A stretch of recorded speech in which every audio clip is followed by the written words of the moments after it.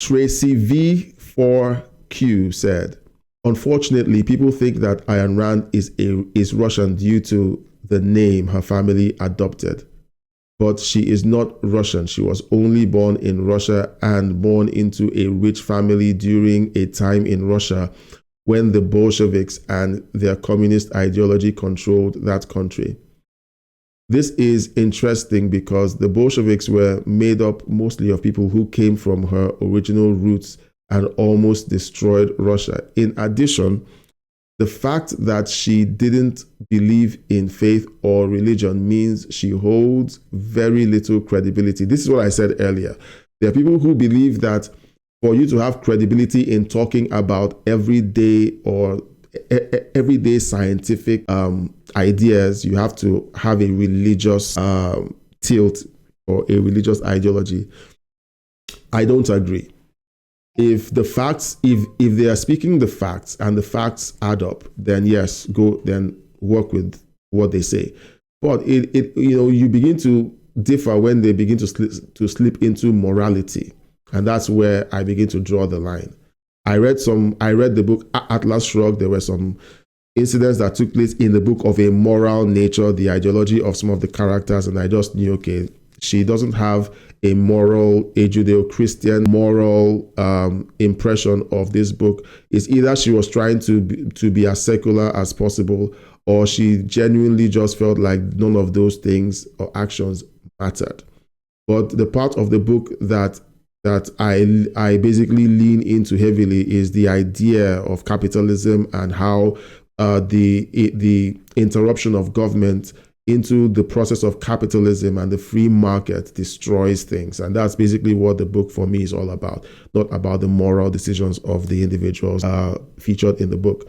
So-called intellectuals who never evolve beyond the need to prove everything with science and logic reveal a serious flaw in their ability to think beyond their own reality, and it also suggests an arrogance that there is nothing bigger than themselves. In addition, while her statement about not having to defend our wealth and achievements to every naked savage who doesn't want to work but wants what we have is true, her reason for saying it is because she had a lot of explaining to do about her family's wealth during a time of absolute famine in Russia, the country who gave her family, and her people refuge. This is I don't know if, now tell me in the comment section if my take on this is accurate, or if you have more, if you have another opinion of this.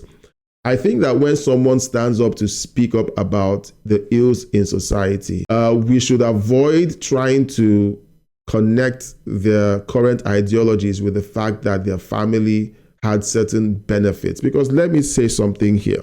The people who have the time to take up some of these causes and to speak up in order to educate the rest of the world on certain things need to have leverage, and that leverage is money. They need to have the means to do so.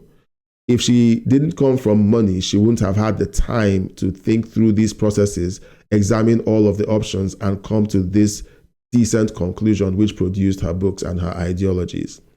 If you spend all of your time going from shift to shift, working your brains off, in debt, worried, struggling, and just trying to make ends meet, it's not the kind of environment that creates the ideas that shape culture in the positive way.